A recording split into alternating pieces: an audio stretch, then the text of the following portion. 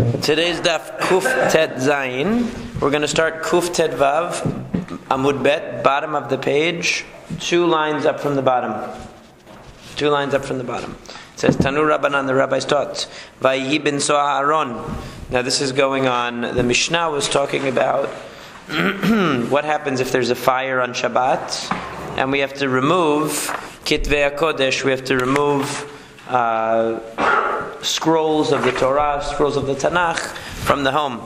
So it gets into, as a result, different issues about Kiddushat Sefer Torah, what kind of Sefer Torah still has Kiddusha, what types of Sfarim have Kiddusha, what types of Sfarim don't have Kiddusha, etc.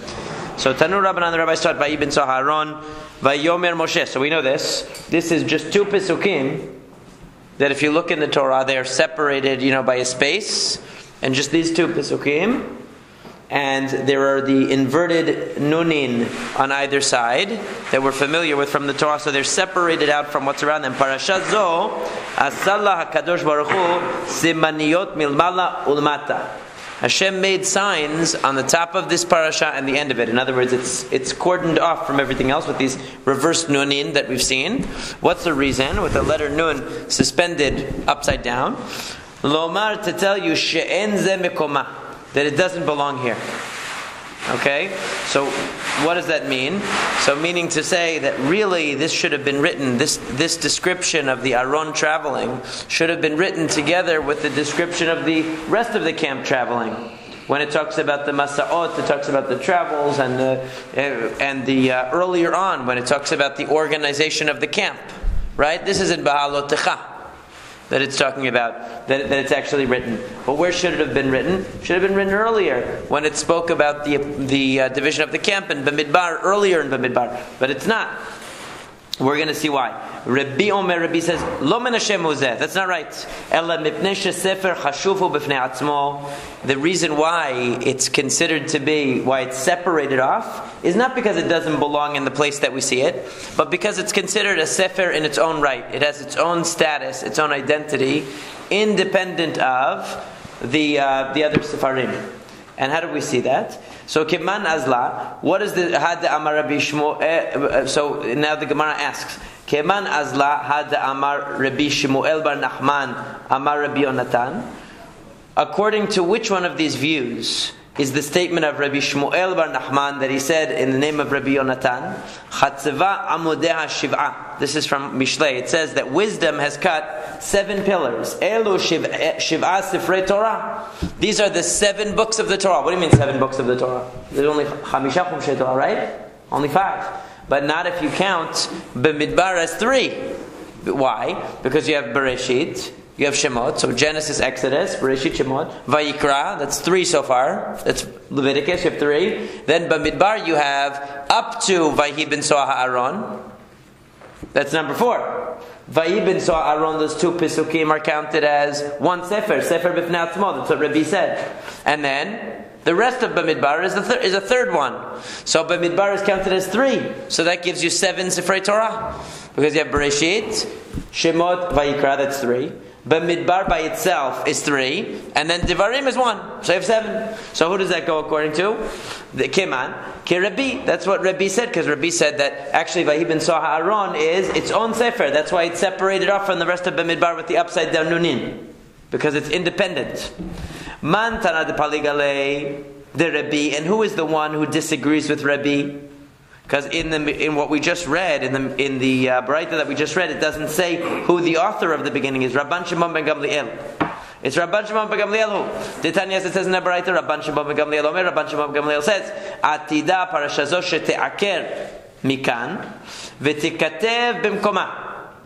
That it says that in the future, this parasha, Vayi bin Soha Aaron, is going to be removed from where it is and put where it belongs. V'lama ketavakan. Why did the Torah write it here? Or why did Hashem write it here? Kedei lehafsik ben puranut rishona lepuranut sheniya. Puranut sheniya ma'hi vayam kimitonenim. Puranut rishona vayis'u me'ar Hashem. So what does it mean that there's a first Puranut and a second Puranut. In other words, the Torah is trying to make a division between one problem and another problem. There are two situations of tragedy, two situations of punishment, of suffering of the Jewish people in Bahalotecha. The second one is when they complain and they want meat, right? They start complaining and they start whining to Hashem, and the other one is Vayis'u Mehar Hashem, that they left Har Sinai. They left it with too much glee. They were too excited to leave. Right? So in order to differentiate, to divide, we don't want to have too much suffering, too much negativity. So in order to divide between the earlier troubles and the later troubles, rather than have a litany of troubles, to divide, we have Vayibin Aaron, which is a positive. That when the Aron would travel, when the Ark would travel, that Moshe would say, run away all enemies of, disperse all enemies of Hashem. So in order to have a positive relief from all the negativity, Vayi bin Soha Aron is put there. But really, it should be relocated in the times of Mashiach, when we don't need to talk about suffering and we don't need to talk about negativity, we don't need to talk about anything bad. It can be relocated to its proper place with the rest of the description of the camp and the travels. So this is Rabban Shimon ben Gamliel. So when we looked at our original Baraita, that told us that there are two opinions. Why is Vayi bin Soha Aron separated out? The first opinion was that it doesn't really belong here, really belongs somewhere else. That's Rabban Shimon ben Gamliel, who says that it's only put here to divide between, to give us some relief from all of the negativity. And then you have the opinion of Rabbi, who says no, it's always going to be where it is. But it's because it's Sefer B'fnei Atzmo, it's considered a Sefer in its own right. And there's a halacha that comes from that because it's 85 letters long, we say that any Sefer Torah that still has 85 letters intact still has Kedusha. It can't be used, obviously, but it still has Kedusha. That was in yesterday's daf that we don't do together because we don't gather together on Shabbat for the daf. But that's what yesterday's daf talked about, and that's where it comes from. Is there a reason for the 85? It's from Vayi bin Soharon because of this. Because Rabbi says that Vayi bin Soharon, that those two Pesukim are really considered one Sefer by themselves. That's 85 letters, so that's the minimum. Okay, so now we say like this. Va'amar Rabbi Chama bar Chanina. Rabbi Chama bar Chanina, this is finishing the point of what's the Puranut. What is the first Puranut, the first suffering? That when it says Vayis'u me'ar Hashem, shesaru me'acharei Hashem. That they departed from following Hashem. In other words, as soon as they left the Har Sinai, they already started to depart from Hashem. So in order to give us somewhat of a respite from all the talk of suffering, we have Vayi bin Soharon. Where does it really belong? Amar Rav Ashi b'Dgalim. Really, it should be b'Dgalim. It should be in the description of the camp, in the description of the organization of the flags and the different groups of shivatim, of tribes. That's where it should be. It should mention that when they traveled, the Aron would go and Moshe would say, disperse, all of the people who hate you will run away. It should have been there. Why was it relocated to Bahalotecha? To give us a break from all the suffering, all the negativity. They asked the following question. The question is, what can we remove when there's a fire, God forbid, on Shabbat? What can you remove? We know we can remove Sifrei Torah, we can remove Kitvei HaKodesh, we can remove the holy books. What about Gilyonim? What about parchment by itself? Let's say you have parchment that doesn't have, as Rashi says, you have klafim halakim. You have simply blank parchment. And what does Rashi say? He says, "V'kasalkat datach." Right now we're assuming hashtad bechol tzidadin shiu halakin kami bayalahu. Kegon, for example, chelek shelemala ushelemata ushenimchak kitavo v'naseh halak. That you have three different cases of this. You have the top of the sefer. In other words, if you take a parchment of Sefer Torah, the top is blank. Obviously, there's space on top. There's a margin on top, margin on the bottom, margin on the sides. And then the other case of blank is if part of the Sefer Torah was erased. So the question is, can you take, if all you have are the blanks, can you take these out on Shabbat? So Tashma, come and listen to Sefer Torah Shebala in Yesh Bo Lilaket Shmonim V'Chamesh Otiot Kigon Parashat Vayi B'Torah Aron Matzilin Bein Lav in Matzilin. So it says very clearly that if you have a Sefer Torah that got worn out, as long as it has 85 letters that are still intact, as we learned in yesterday's daf, you can still save it. It's still worthy of being saved. Ve'amai, but why? Tepokle, we should say Mishum Gilyon Didei. What about it's Gilyon? In other words, what about the fact that you have these blank sides and top? Right? It tells us, if it's true, in other words, if it's true that the margins and the top are worth saving in their own right, that the blank spaces have Kedusha. Even the blank spaces have Kedusha. So why does it matter how many letters you have? Why should it matter how many letters you have? It should make a difference. So it says, Balashane. It's different when you have a worn out Sefer Torah. So Rashi explains why. The Kevan Shebala Afagilyon Batel. Okay? V'chi mi bayale she'agilyonim kayamim el she'aketav halach. In other words, if something wore out, so the entire thing is worn out. In other words, even the sides are worn out. The whole thing is worn out. So the only thing that would redeem it would be if it had any letters intact. But what are we talking about here, Rashi says? We're talking about where the Sefer itself is in perfect condition. Only the writing is gone. Only the writing is gone. But when you say Bala, that means the whole thing is falling apart. So a decrepit Sefer Torah that physically is disintegrating, that means that both the parchment and the writing is disintegrating. What, 85 should happen together, or could it be? Well, that was yesterday's daf.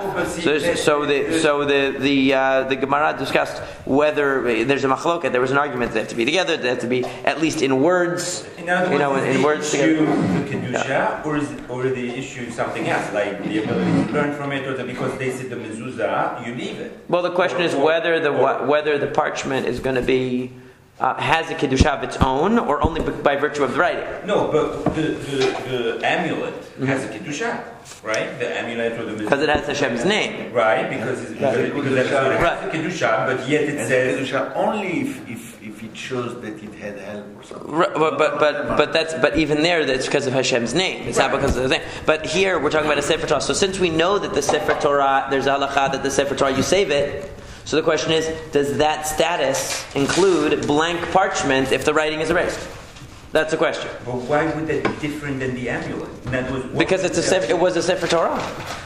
An amulet is a lower status to begin with. It doesn't have Kiddushat Sefer Torah. It just has the name of Hashem. Even though the amulet might have the name of Hashem, right, and the Sefer Torah may no longer have right, exactly. But the Sefer Torah is in a different category. So Tashma, come and listen. Sefer Torah nimchak im yesh malalaket 85 otiyot kigon parashat vayimtzu Aaron matzilin ve'im lavin matzilin. So there you have a clearer case. It doesn't say Sefer Torah shebala, that it fell apart. Because if it fell apart, the parchment fell apart. It says shenimchak. Shenimchak means that the writing was erased. Not that it fell apart. So if the writing was erased, what does that mean? That we have blank parchment. So it says if it has 85 letters, you save it. If it doesn't have 85 letters, you don't save it. So what does that clearly show you? That the parchment itself is not worth saving, because if it had less than 85 letters, if it had 83 letters, even though you have the parchment, you wouldn't take it.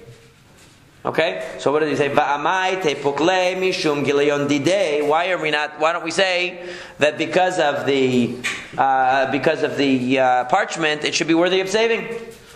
So mekoma ketav lo kami bayali. So the Gemara says, wait a second. What we're talking about here is not the location of the writing, not the place where the letters were written. Because dechi kadosh agav ketavu de kadosh. Azal ketav, azlala kiddushateh. Everybody agrees that the area where there were actually letters, if you erase that area no longer has kiddusha. If it became erased, I mean, you're not allowed to erase it. But let's say it became erased.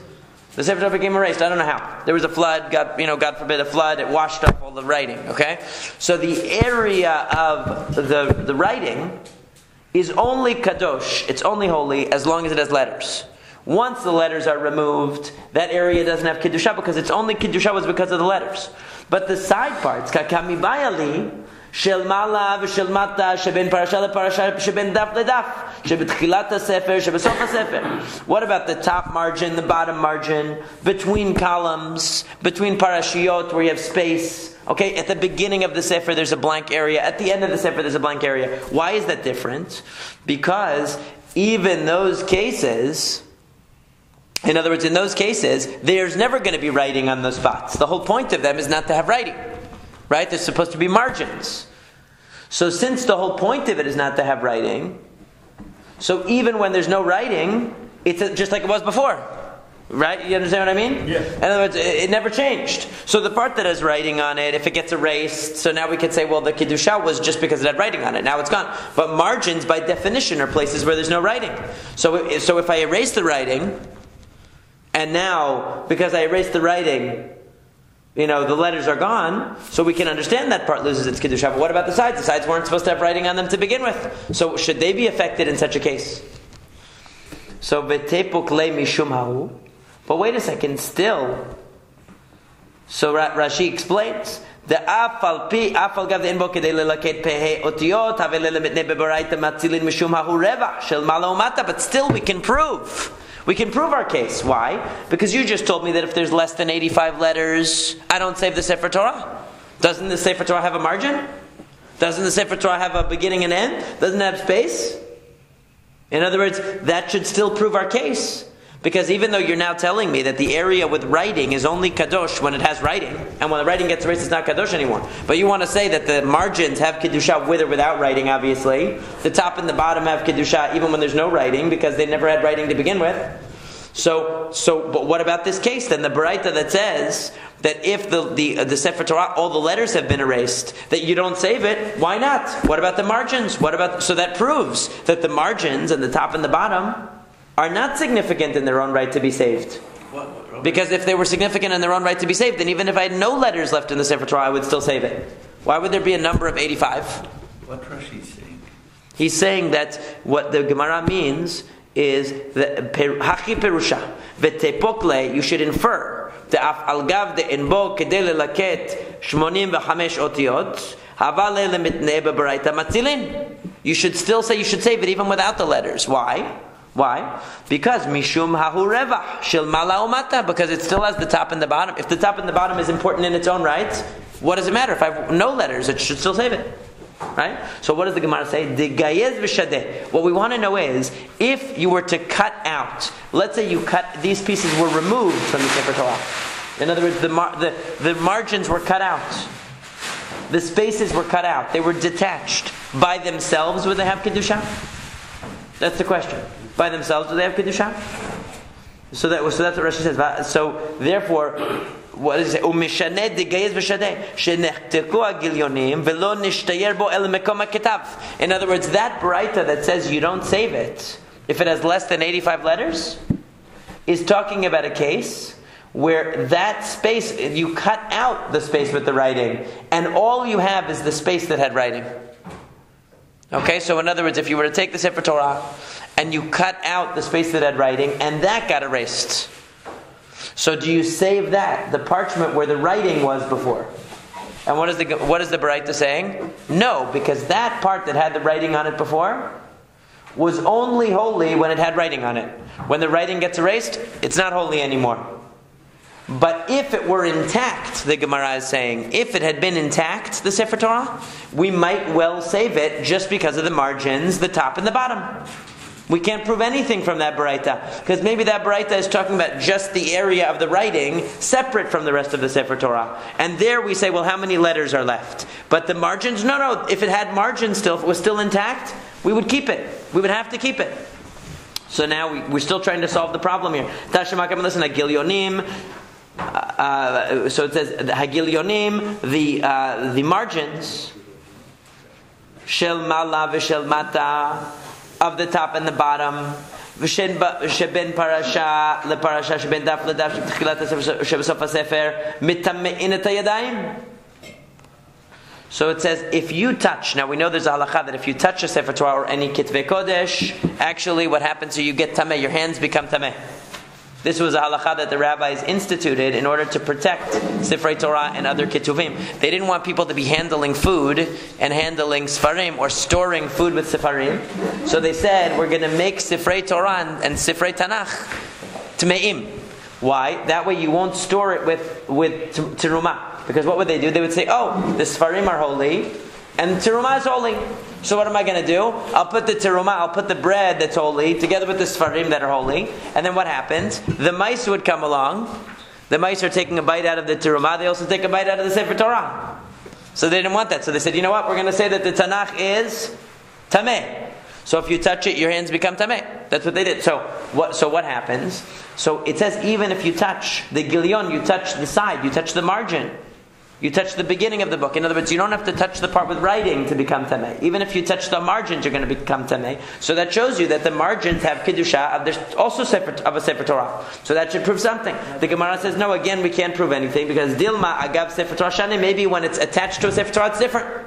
In other words, the problem here is that whenever the Braita is going to bring up a case that seems to show that the gilion is not important, we're going to say, oh, that's talking about where it's just the writing.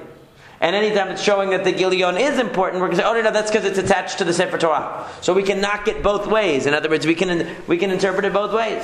The Rashba apparently brings in a little bit different view that because the margins are there basically for aesthetic. Right. Therefore, they're independent of the writing. Right, they're independent. Of the writing. They hold a sanctity on their own. Right, that's the question. I mean, that's the way. It's basically the same idea. I mean, yeah, that they're not for writing; they're for structure. They're for structure, so therefore they have a different status. But so every time the Gemara brings a proof that they don't have a different status, it says, well, that's talking about when it's in a different case. In other words, they can say that when it sounded like they weren't being saved, it said, oh, well, that's because you cut out the middle. Right? So we're only talking about the middle part. Oh, here where it says they're tamei, it says no, that's when it's attached. It's tamei. So they're not resolving it. Instead of the report that Moshe received, he dropped it after according to Midrash, the letter departed. Is that when he was allowed to drop it, or? Oh, that's a whole different thing. I don't want to go into that now. That's too far. We're going to go too far, and we're running out of time. So Tashma, come and listen. Hagilionim v'sifrei minim. So hagilionim, these are the margins again. In other words, the blank parts of the parchment. V'sifrei minin, or the sifrei Torah of heretics. Now Tosafot points out that this is probably talking not about sifrei Torah written by heretics, because those for sure we would burn. But the question is sifrei Torah possessed by heretics, that we are not really sure of the status. So en matzilin otan b'pnei adelek. We leave them in their place and we let them be burnt. We don't save them. Even though they have the names of God in them. So my love gilionim the Sefer Torah. So doesn't that imply that we're talking about the gilionim, we're talking about the parchments, the margins of the Sefer Torah, and saying that in other words, it's saying there are two things: blank parchments, the margins alone. Okay, the margins alone, or the Sifrei Minim. Two different things. It's saying that books of heretics and margins of Sifrei Torah are the same status. That's what it's saying, right? So the Gemara says, no, lo gilionim dis Sifrei minin. What it means is the margins of the books of heretics, not two different things. So really, hashta Sifrei minim gufayo en matzilin gilionim ibaya. Why does the Braita have to tell you if you can't even save the actual Sifrei Torah of the heretics? Why would you be able to save just the margins if the writing was erased? Why does that make any sense? That's what it means. What it means is that we treat Sifrei Minim, we treat the books of heretics the same as blank parchments. In other words, we don't care that they have the name of God in them. We let them burn. But it doesn't teach us anything about the Gilyonim of real Sifrei Torah. So in the end, we basically come up with no clear answer. Okay, Gufa. We go back to something we said before. When it comes to the parchments and the Sifrei Minim, we don't save them from a fire. Rabbi Yossi Omer, Rabbi Yossi is a little bit more cautious. He says, you know what? If we have these Sifrei Minim, we can burn them. Yes, we can burn the Sifrei Torah of heretics because they wrote them, let's say, or they possessed them for evil. We assume that they were written with the wrong kavanah, with the wrong purpose. But you know what? We'd better cut all the names of God out of it first, because we don't want to burn the name of God. Amar Rabbi Tarfon says, Akapeach et banai, I'll cut off my children. It's a way of swearing, I would do the worst thing. It's like saying, I guess like an Italian person would say, I swear on my mother's grave, or something like that. I would cut off my children. She'im yavo liyadi, shani esrof otam v'yeta azkarot shebehen. I would take those books of the heretics and I would burn them with the name of God in them, and I don't care. She'afilu adam rodef acharav lohorgo v'nachash ratzlach kisho, because even if a person's chasing after me to kill me, Rashi says he's really speaking about himself in the third person. Even if somebody is chasing a person to kill them, he really means himself. Or a snake is chasing me to bite me. Nichnas lebet avodah zarah, I would run into a house of idolatry to be saved. Ve'en nichnas lebatein shel Elah, but I wouldn't go into their house. The heretics, they're worse. Shehalalu makirin v'kofrin, v'halu en makirin v'kofrin. Because the people who are idolaters, they don't know any better. They don't know any better. They were raised with idolatry. They don't know. But the people who are heretics, who go out, this is not talking about people who just have the wrong beliefs. The people who go out and try to challenge and pull people away from Judaism, they're like missionary heretics. Like, today we have all these outspoken atheists. They go and they write books trying to convince people not to believe in God, not to believe in religion, and they have all these conventions. That's the type of people they're talking about. Makirin v'kofrin, they know the truth, but they deny it. In other words, they're educated, they're aware, and they deny it. So about these people it says,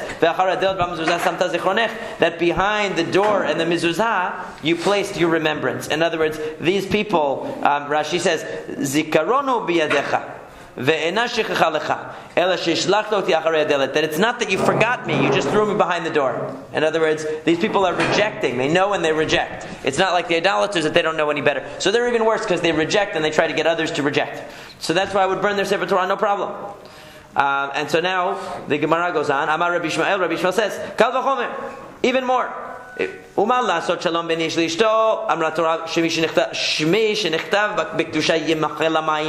it comes to make peace between a man and his wife, the Torah says, my name that was written b'kedusha with the sotah. What do we do with the sotah? We take the curse and we erase it in the water. You're erasing God's name. So if you're willing to do that to make peace between a man and his wife, so then what do you? So then halalu shemetilin kina ve'eva v'taharut ben Yisrael alav yom shamayim alachad kama v'chama.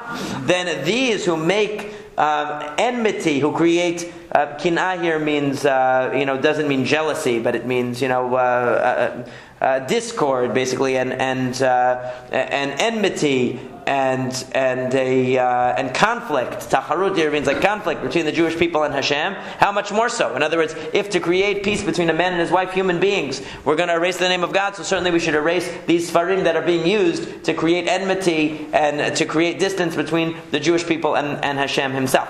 V'alehem Amar David, and about these people, David said, Halom misanecha Hashem esna. David said, those who hate you, Hashem, I hate them. And I will contend against those who who challenge you, who rise up against you. I have hated them with an ultimate hatred. They have become my enemies. In other words, those who fight against God are really the enemies of the Jewish people. And therefore we should not be afraid to destroy their Sfarim, and certainly to allow them to be burnt in a fire. We wouldn't intervene to save them. And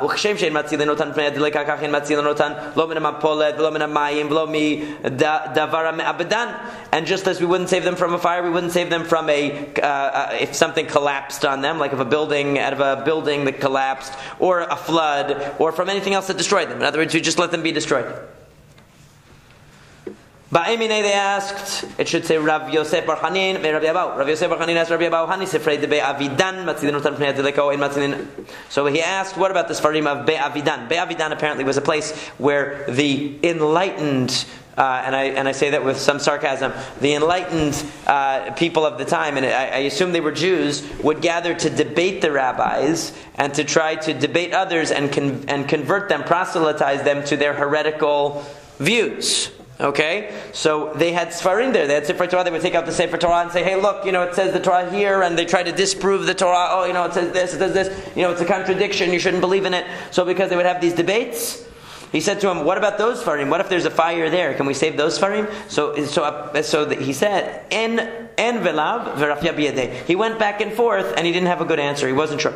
Rav lo azil be'avidan. Rav would not go to the house of Avidan to debate the people. He wouldn't go to engage in these debates. V'kol sheken lebein nitzrafei. He certainly wouldn't go to Bein Nitzrafei, which was a house of idolatry. Shmuel lebein nitzrafei lo azil. Of course, Shmuel also wouldn't go to the house of idolatry, but lebe Avidan azil. But he would go to the house of Avidan. So this is like interfaith relations. They wouldn't go to the church basically, but they would go to this place. He would go to a place where they would have debates about religion to try to refute the heretics. Amru le Rava. They said to Rava, why don't you come to the house of Avidan? He said to them,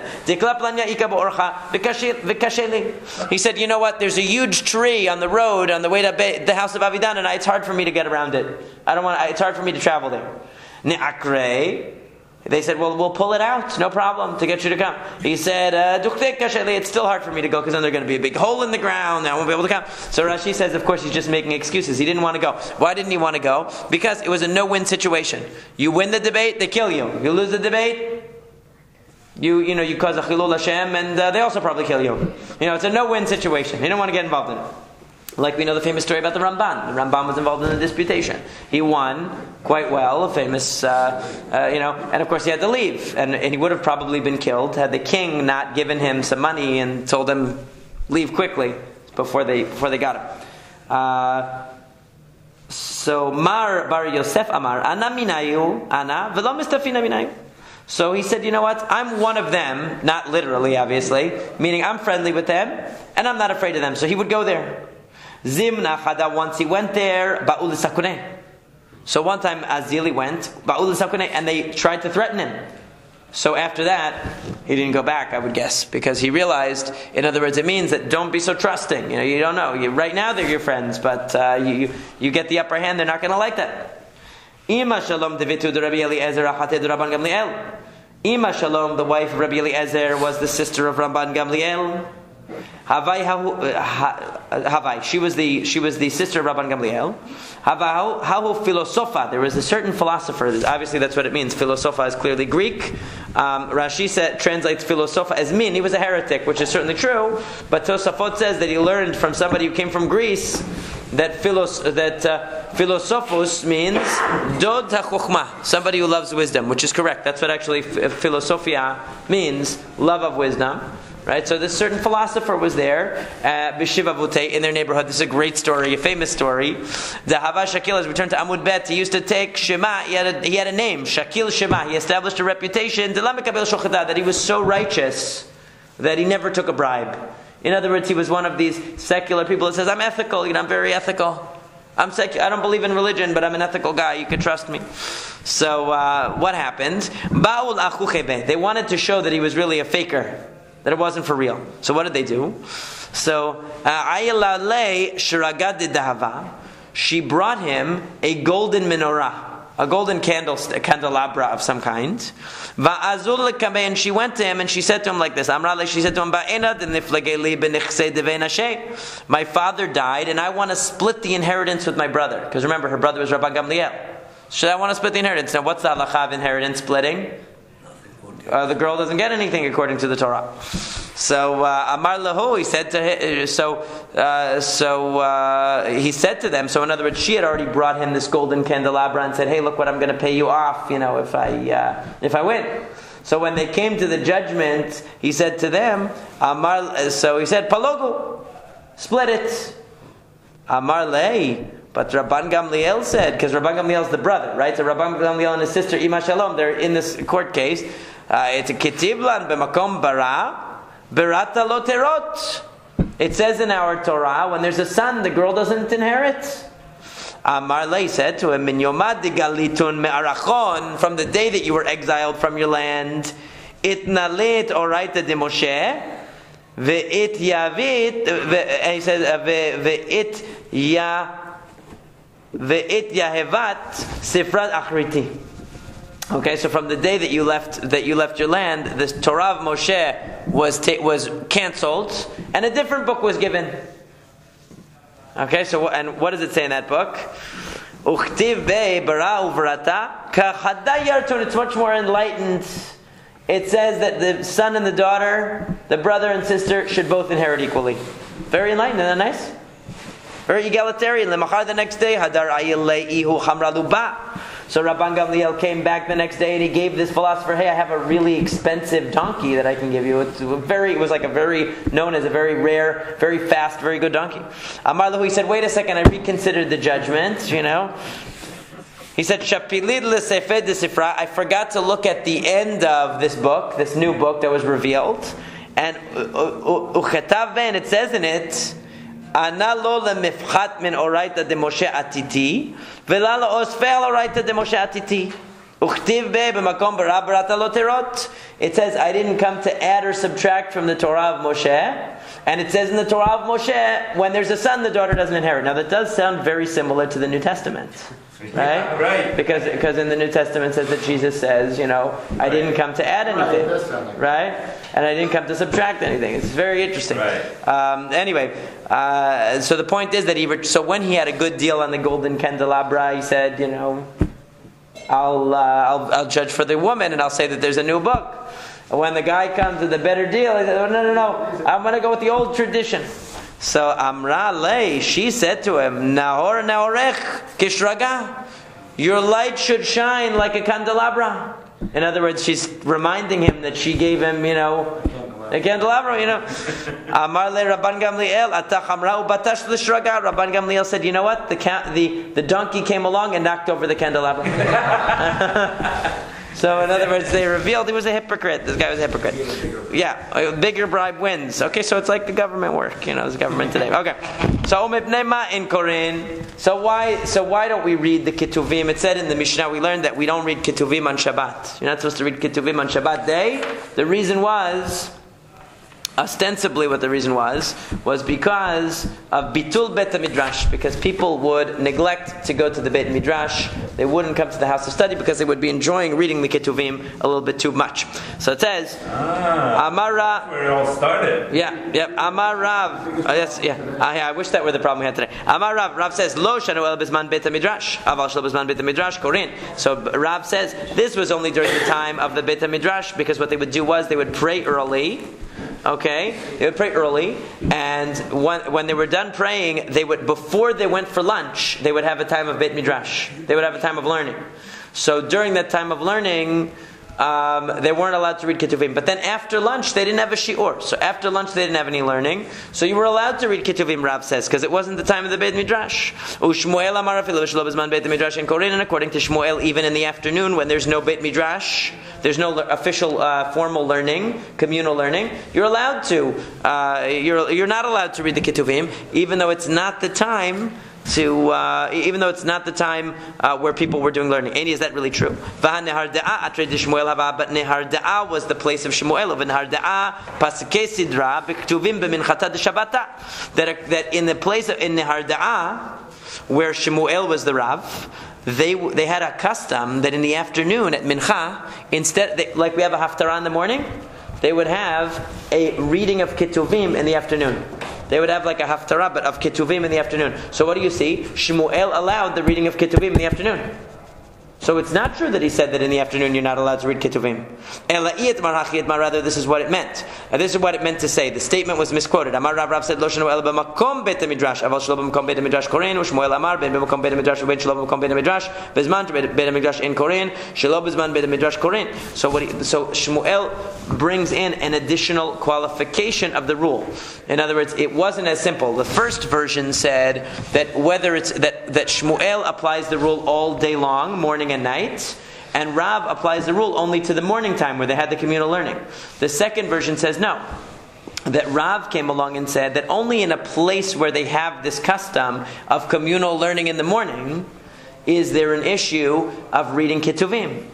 In a place where they don't have this custom at all, like nowadays, they don't have the custom of communal learning during the day, in the morning, so this prohibition wouldn't apply at all. And everyone agrees, though, that in the afternoon it doesn't apply. Everyone agrees that in the afternoon there's no restriction on reading Ketuvim. The question is, in the morning, is there a restriction? Rav says only in a place where there's a custom of communal learning, and Shmuel said no, even where there's no established custom of communal learning, we still don't allow it. But everyone agrees in the afternoon you're allowed to. That's why in the synagogue of Shmuel they had this practice of reading Ketuvim in the afternoon. Okay, so now the Gemara says, Rav Ashi says. So I'm sorry, I skipped a part. So Shmuel follows his reasoning.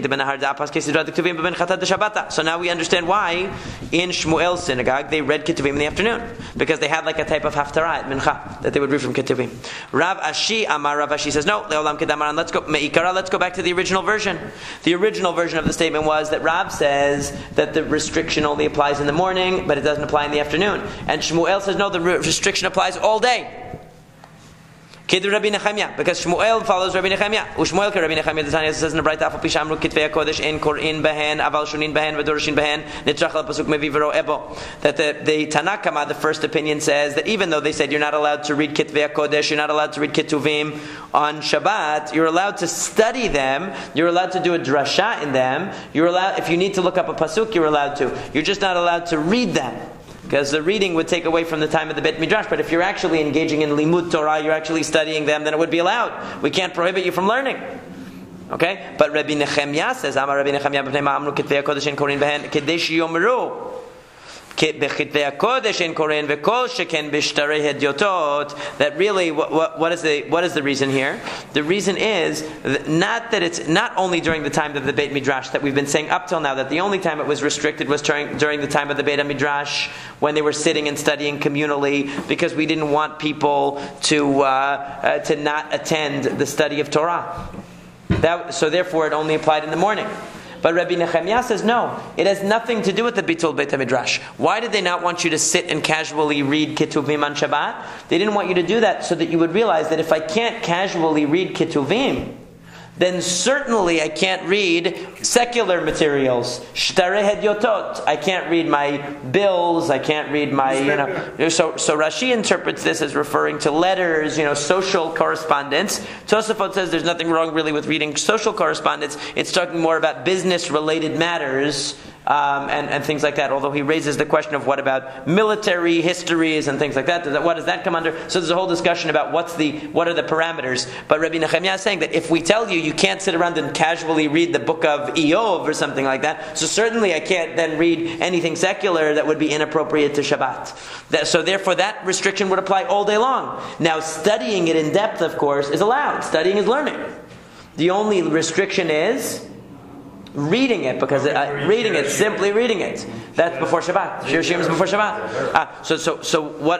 That's Rabbi Nechemia. So then of course the question became, what about Shmuel's own custom? Shmuel had a custom in his synagogue. To read Ketuvim in the afternoon. So how did that work? So Rashi explains that even though Shmuel personally held that the restriction applied all day because it was a gezerah to teach you not to read other materials, since you can't even read Ketuvim, so it applies all day. But in his synagogue, he followed the custom of the majority. And since the majority of Chachamim maintained that you're allowed to read it in the afternoon, it was only a restriction for the morning to encourage people to attend the Beit Midrash, to attend the communal study. So therefore Shmuel didn't impose it on his community. In his community, he allowed them to continue the custom of reading Ketuvim in the afternoon, and he may have even instituted the custom, but he supported the majority view, even though personally he wouldn't read Ketuvim all day long because of this gezerah so that people would realize that if they shouldn't be reading Tanakh casually, they certainly shouldn't be reading secular material on Shabbat.